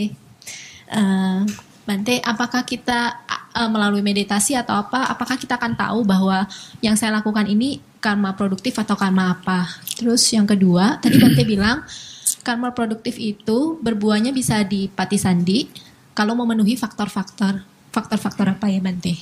Oh, faktor-faktornya itu, jadi setiap karma buruk itu ada faktor-faktornya. Misalkan karma membunuh disebut sebagai karma membunuh itu kalau 4 atau 5 faktor itu terpenuhi. Okay. Paham ya? Paham. Harusnya di buku besok juga ada itu. Terus? Bentar nih. Sorry. Tadi Bante ngambil cerita yang karma destruktif itu kan yang tiba-tiba meninggal. Apakah artinya kalau udah tua tiba-tiba meninggal itu juga karma destruktif? Belum tentu. Nanti di subbab yang terakhir kita akan bicara tentang kemunculan kematian. Itu ada beberapa sebab kematian. Jadi yang di hari Minggu sudah saya sampaikan dengan perumpamaan lampu minyak itu. Itu. Ya. Terima kasih Bante. Sama-sama. Selamat malam Masin. Mengenai karma destruktif, apakah kalau misalnya gitu orang yang naik pesawat dan jatuh gitu, itu kan berarti ada karma destruktif yang memotong ya, tapi terhadap sekelompok orang gitu. Jadi berarti maksudnya apakah dulunya mereka mungkin melakukan kejahatan yang berkelompok itu, atau bagaimana, atau tiap-tiap orang mempunyai sebelumnya melakukan perbuatan karma buruk, terus nggak tahu apa yang membuat mereka sama-sama ada karma destruktifnya bekerja di saat itu gitu. Terima kasih. Secara teori ya yang kemudian dikenal sebagai karma kolektif itu ya. Tapi memang sesungguhnya kama wipaka, buah dari kama itu kan acinteya, unthinkable. Artinya kita sebenarnya itu wilayahnya Buddha Wisaya. Kita tidak pernah bisa memastikan ya ini buah ini dari mana. Jadi kita belajar seperti ini supaya kita bisa mempunyai pemahaman tentang kehidupan lebih baik lagi. Tapi strictly speaking kita tidak akan pernah bisa memastikan kecuali melalui meditasi kita sendiri, kemudian kita menganalisa, itu kadang akan terlihat. Kenapa misalkan seseorang terlahir sebagai manusia di kehidupan kali ini dan kemudian bertemu dengan ajaran Buddha. Nah itu kadang melalui meditasi itu akan terlihat karma apa yang membuat dia terlahir sebagai manusia dan kemudian misalkan bertemu dengan ajaran Buddha dan lain sebagainya gitu ya. Misalkan banyak sih cerita-cerita seperti itu di Myanmar, teman-teman biku misalkan dari hal yang sepele saja berdana atau mempersembahkan air minum kepada Buddha. Bukan hanya ya itu udah hebat ya, persembahan kepada Buddha itu setiap pagi gitu, dan kemudian mengucapkan aspirasi-aspirasi tertentu, dan karena karma baik mempersembahkan minum kepada Buddha akhirnya membuat dia terlahir sebagai manusia, dan tidak hanya itu tetapi dia juga jadi biku dari karma-karma itu gitu.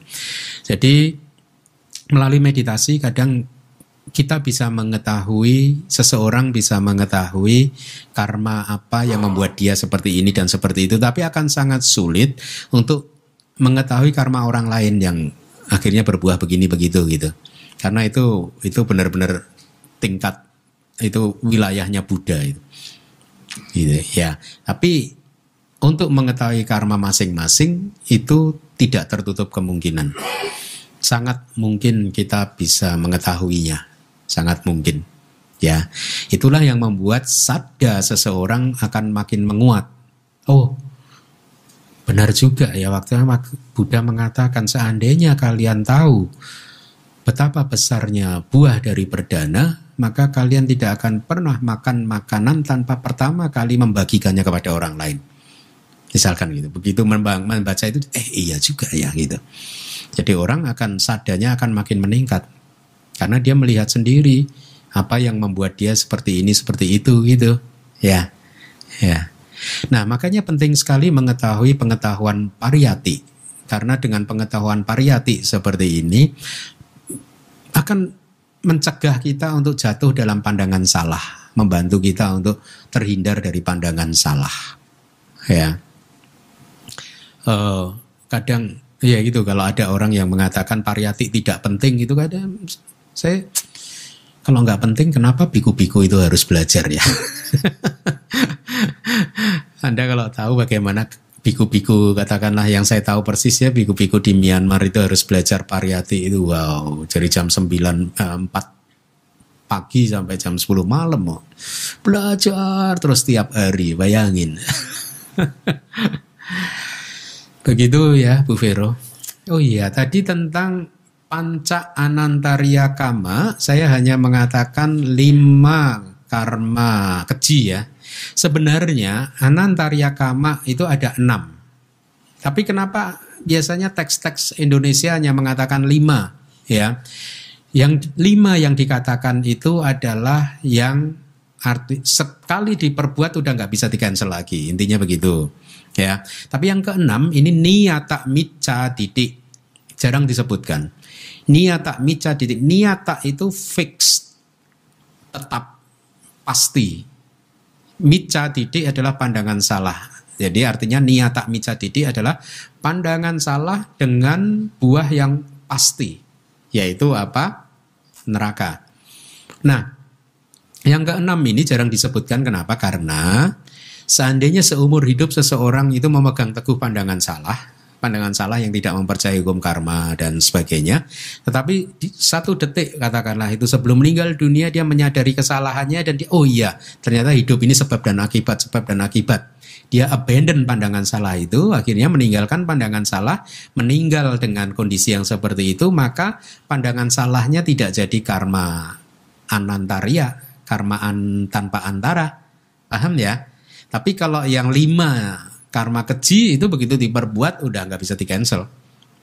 Kalau yang ke-6 niyata mica didik bisa di-abandon, bisa ditinggalkan. Kalau dia menyadari kesalahannya, oh ternyata benar hidup itu sebab dan akibat, saya mengalami ini karena dulu saya melakukan itu dan seterusnya, lolos. Ya, jadi yang ke-6 ini bisa ditinggalkan. Begitu. Menyambung pertanyaan yang Cialing tanyakan tadi juga Bante. Misalnya kalau kita ambil contoh di kehidupan yang ada sekarang yang kita bisa lihat. Let's say kita tahu orang ini melakukan hal yang tidak baik, mungkin kita contohkan koruptor lah gitu. Tetapi koruptor itu kan ya terutama kalau di Indonesia mungkin dikondisikan karena negara kita yang tidak terlalu tegas dengan hukum atau apapun, kenyataan di penjara pun mereka masih hidupnya nyaman, bahkan bisa bertransaksi keuangan tetap. Jadi ya seperti itu, sebenarnya kondisinya masih nyaman sekali Bante. Mungkin kalau kita ambil contoh yang pegulat tadi di kehidupan masa lampaunya Buddha pun itu lebih ke kontainernya. Mungkin berbuah pada saat sudah menjadi Buddha sehingga kualitasnya tidak besar lagi, harus sampai mungkin patah pinggang juga atau apa. Nah, misalkan seperti itu Bante, koruptor tadi. Nyata-nyata bahwa artinya di kehidupan ini pun sebenarnya dia masih dikondisikan ya masih bisa hidup nyaman walaupun dia melakukan suatu tindakan yang sangat merugikan, bahkan bukan hanya 1-2 orang tetapi banyak sekali. Nah jadi maksudnya sepertinya tidak selalu bisa ngomong kontainer juga ataupun yang yang bukan kontainer juga ya. Jadi apalagi Bante tadi ada sempat menyebutkan ya tergantung kualitasnya. Samadinya atau apanya gitu, 4 faktor tadi. Ya jadinya itu seperti apa ya Bante? Gitu. Iya, satu yang harus dipahami, karma mempunyai kekuatan untuk melintasi banyak kehidupan. Ya, tidak berbuah di kehidupan kali ini, tapi karma tidak pernah salah alamat. Masih mempunyai potensi untuk berbuat di kehidupan depan 1 juta tahun lagi, 1 miliar tahun lagi, satu itu. Ya, jadi dia bisa crossing many lives. Yang kedua, yang Anda ceritakan tadi kok belum menerima karma buruk karena dia berada di waktu dan tempat yang tepat. Paham nggak? Coba dia ada di mana? Di Tiongkok, di Jepang, di mana coba? Hah? Lah ya, dia berada pada tempat dan waktu yang tepat. Jadi pinter dia.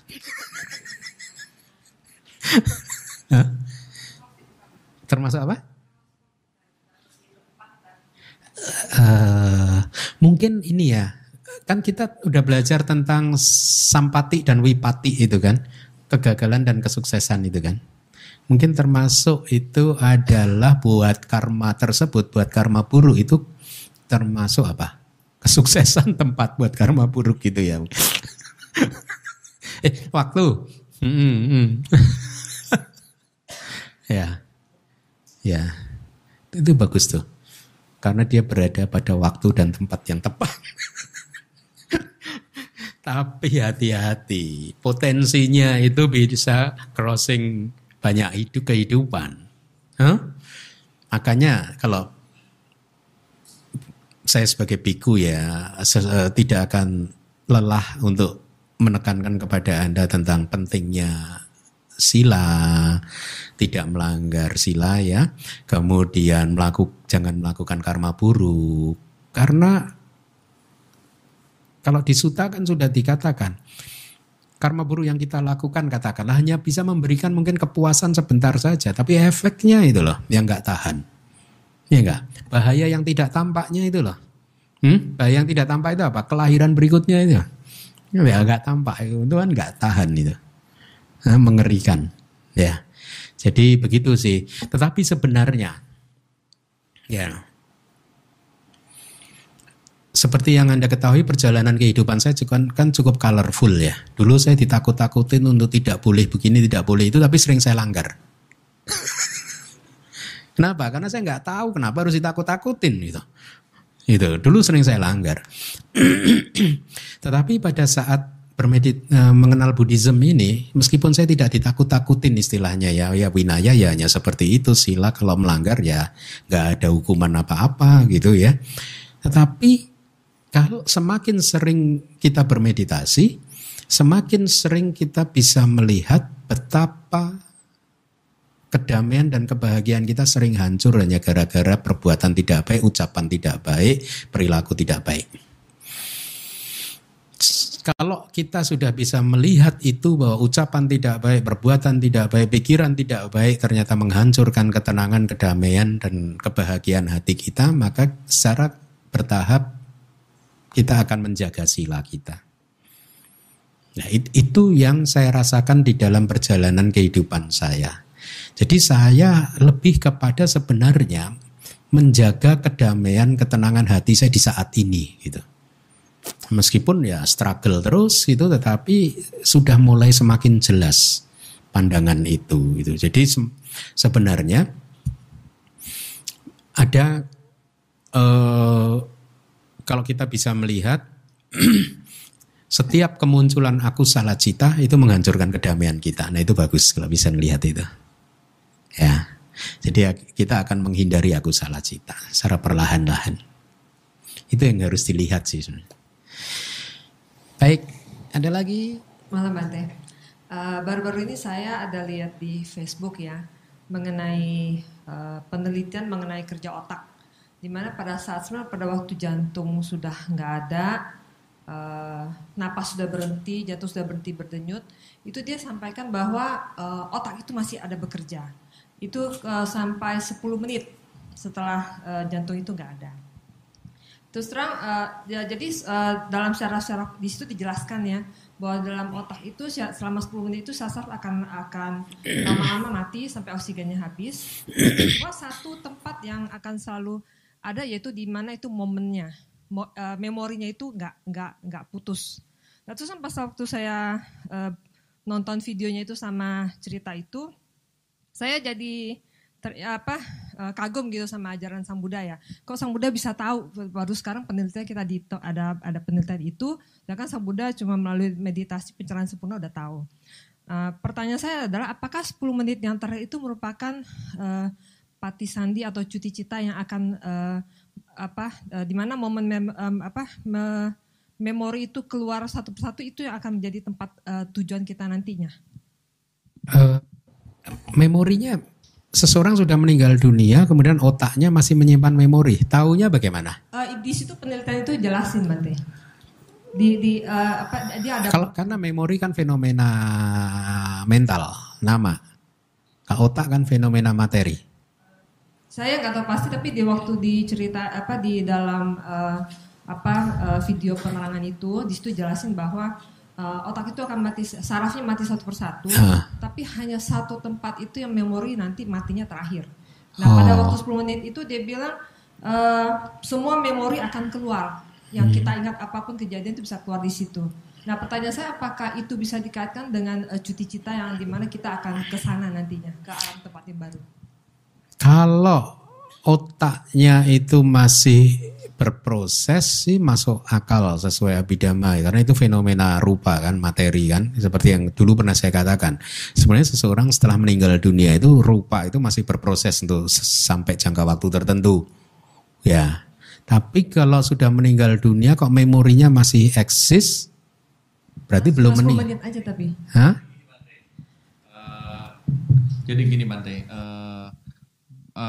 napasnya sudah tidak bernapas, tapi otak itu masih bekerja selama 10 menit. Iya, itu sih masih masuk akal. Jadi gini Bante, jadi asumsinya justru kan kalau saya dengar dari saya di Pankara, Bante Rewata, Bante-Bante lain itu suka ngomong 10 menit terakhir itu menentukan hidup. Okay. Oh lah berarti belum meninggal dunia. Jadi dibilang pas saat detik-detik meninggal dunia itu jadi 10 menit itu masih bekerja Bante. Enggak lah. Meninggal dunia ya meninggal. Begitu cuti cita meninggal.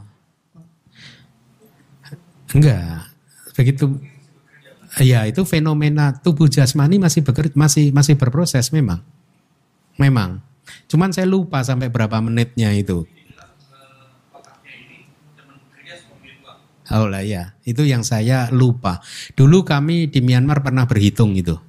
Artinya guru kita menghitung itu, diminta untuk menghitung itu. Sayangnya semua catatan saya itu kena siklon Nargis itu loh.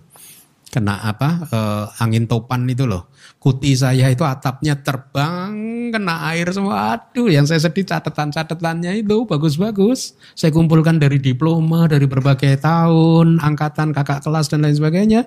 Udah saya clipping bagus-bagus, basah semua. Sayang itu. Saya sempat, waduh ya nasib karma itu kayak gitu itu. Saya sih nggak menolak sih kalau otak masih berproses, tapi kalau memori berproses karena memori kan fenomena mental. Berarti dia belum mati. Itu ya makanya saya agak bingung karena mungkin ilmuwannya keliru menarik kesimpulan dianggapnya otaknya masih berproses berarti dia masih hidup. Saya nggak tahu Bante, kan namanya juga penelitian yang disebar. Ya mungkin gitu, mungkin. Jadi menurut dia ini memorinya masih. Tapi sebenarnya itu hanya fenomena materi saja, rupa saja.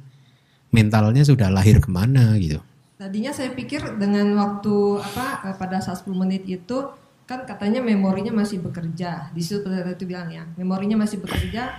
Saya jadi mikir apakah itu 10 menit terakhir yang dimaksud di mana kita harus berpikir yang baik supaya kita bisa ke arah. Sebelumnya, kalau sudah mati ya mati sih. Ya sudah sebelumnya kita yang harus berpikir baik itu ya sebelum itu. Ya. Ini agak ini apa? Karena saya juga tidak yakin lah dengan jawaban saya. Harus dipastikan dia sudah meninggal benar atau tidak ya. Kalau memang belum meninggal benar ya mungkin saja alat kedokteran kan juga tidak mampu mendeteksi fenomena mental. Sesungguhnya dia masih hidup waktu dikatakan otak masih berproses berarti dia masih hidup gitu. Bisa jadi juga itu momen-momen detik-detik terakhirnya gitu. Bisa jadi juga. Makanya saya tidak bisa menjawab dengan pasti. Ya. Tapi kalau seseorang sudah divonis meninggal kok fenomena materinya masih berproses itu iya memang gitu. Memang gitu. Meninggal dulu terus ininya berproses sampai terurai semua gitu. Malam Bante berarti tadi yang nyata misaditi aku salgaruka kama yang memiliki buah yang sangat kuat ya, lebih kuat dari Pancanantarya kama tersebut. Oh iya. Oke, sebentar. Sebab pada saat alam semesta hancur, dia masih ada yang lain udah bisa ke alam. Oh iya, benar. Bisa dari situ benar. Berarti dia paling kuat ya, Bante. Kan. Terus saya boleh nanya mengenai rupa nggak, Bante? Bahwa rupa. Kan kebanyakan manusia itu lahir dengan 27 rupa. Bagaimana dengan yang hermafrodit atau dua kelamin? Oh. Terus ada setelah kelahiran biasanya, misalkan ini bahasa umumnya, siang laki-laki, malam wanita. Berarti apakah iti bawa itu bisa terbentuk setelah kelahiran akibat dari kama, maksudnya dibentuk oleh kama setelah kelahirannya itu? Iti bawanya, sebab itu yang pagi laki siang malam tuh beneran atau? Itu kayak benches gitu misalkan. Ya tapi kan kayak apa? Ya benches istilahnya. Ya tapi kan iti bawah itu penentu femininitas. Loh enggak dong, gendernya satu dong itu. Gender ya tetap wanita. maksud saya apakah itu termasuk ke dalam ada pembentukan itibawa atau akibat apa? Enggak lah. Oh, bukan ya. Saya rasa jenis kelaminnya hanya satu ya. Ya gendernya Harus. satu kan. Tapi kan gender itu membawa sifat femininitas. Oh Kalau iya, atau ya. kewanitaan, apakah ini termasuk ke dalam itibawa yang terbentuk kama atau tidak? Kalau memang tidak, ini karena apa gitu kan? Ya karena mungkin lemah ya. Kita tidak mengenal tengah-tengah, nggak mengenal. Adanya kiri atau kanan gitu. Nah kalau yang di tengah-tengah seperti itu berarti campuran itu mungkin. Jadi lemah gitu ya. Tetap aja tapi dia mungkin secara yang dominan apa tetap ketahuan sih. Dominannya laki atau perempuan gitu. Lebih dominannya berarti. Karena ada pembentukan gender baru gitu. Nggak ada. Kalau di teks itu dikatakan kita itu hanya 27. Yang satu gender itu nggak ada. Oh itu kalau yang lahir dengan double itu ya, double ya berarti 28. 28 ya. Siapa ya kemarin yang mengatakan ya, katanya pernah melihat di Tangerang atau apa? Bener nggak sih? Double sexuality. Ada ya? Oh ya Bu Dokter juga yang bilang ya, hermafrodit gitu ya? Ada ya? Ada ya? Oh saya baru ngeh loh. Kalau di teks itu juga ada. Dulu saya sempat berpikir, apa ada sih gini? Oh ada ya. Di Tripitaka ada loh. Di Tripitaka ada loh. Itu salah satu dari, jadi ada 5 kelainan, yang satu itu nggak boleh jadi biku. Itu yang tadi, yang kayak kata Yohendi tadi. Siang laki, malam perempuan. Kalau yang double masih boleh. Ada ya ternyata ya. Gitu ya Hendy ya. Bukan karena pembentukan gender baru ya, bukan ya Bante. Harusnya satu ya. Harusnya satu ya. Harusnya satu ya. Kalau yang double, yang ini tadi, yang apa? Itu hermafrodit itu double dia. Berarti gender itu nggak bisa dibentuk setelah kelahiran berarti? Nggak bisa. Pada detik pertama di kelahiran. Iya. Ya udah, makasih. Ya. Bisa di Korea Selatan.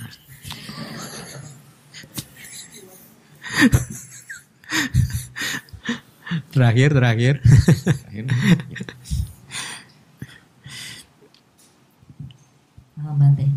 Bante, saya mau tanya, saya masih kurang paham apa sih hal-hal yang bisa mempengaruhi hasil karma itu bisa berbuah di kehidupan ini atau berbuah di kehidupan yang akan datang gitu. Oh, kalau yang pasti berbuah di kehidupan kali ini itu adalah karma yang memenuhi beberapa syarat. Ya.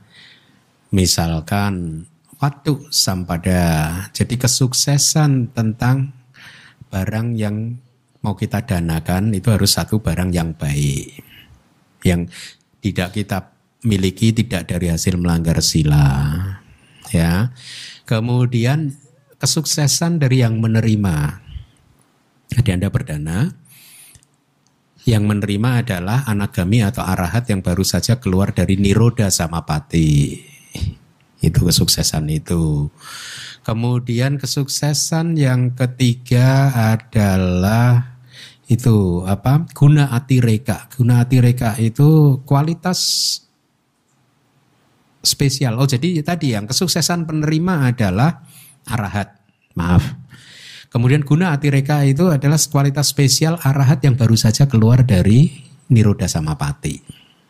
Ya kalau syarat-syarat itu terpenuhi, dikatakan karma itu langsung berbuah di kehidupan kali ini juga. Tetapi teks Abhidhamma mengatakan mana lebih baik, karma yang langsung berbuah di kehidupan kali ini atau karma yang akan berbuah di kehidupan berikutnya. Karma baik yang akan berbuah di kehidupan kali ini atau karma baik yang akan berbuah berupa patik sandi di kehidupan berikutnya. Mana yang akan dipilih?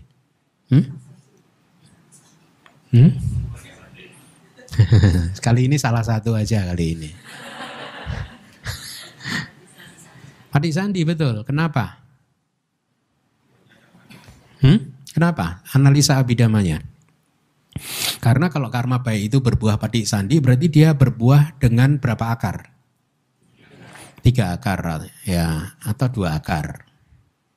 Bisa juga 2 akar. Oh enggak, kalau karmanya enggak ke arahat ya. Jadi bisa juga toh 2 akar kalau dia enggak toh, belum tentu kalau ikut-ikutan. Tapi apapun 2 akar minimal. 2 akar atau 3 akar. Tapi kalau berbuah di kehidupan kali ini berapa akar coba? Contohnya berbuah, karma yang langsung berbuah itu buahnya apa sih?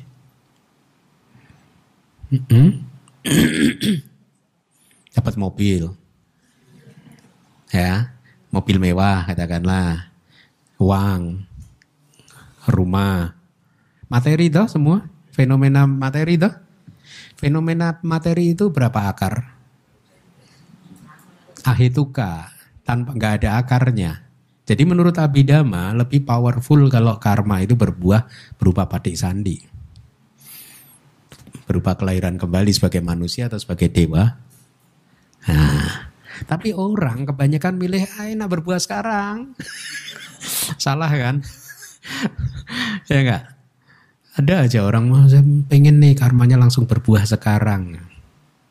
Kalau berbuah sekarang ya paling berupa itu uang, mobil, rumah, ahituka tanpa akar. Gitu ya. Siapa tadi yang bertanya tadi? Ada lagi. Kalau itu kan satu karma hasil karma baik ya. Kok hasil karma buruk? Yang beda lagi ya, Bante. Yang berbuah di kali ini ya. Tidak ada penjelasan, tetapi bukan berarti tidak bisa, tetap bisa. Contohnya seseorang tiba-tiba mau memaki-maki orang yang galak, nah langsung berbuah pasti. Hah? Nah, ya, coba aja. Enggak, jangan lama-lama langsung berbuah. Tetap ada, tapi enggak diinikan. Enggak, di teks enggak pernah baca saya. Mungkin enggak terlalu menarik ya. Ya. Terima kasih Bante. Ya, cukup ya.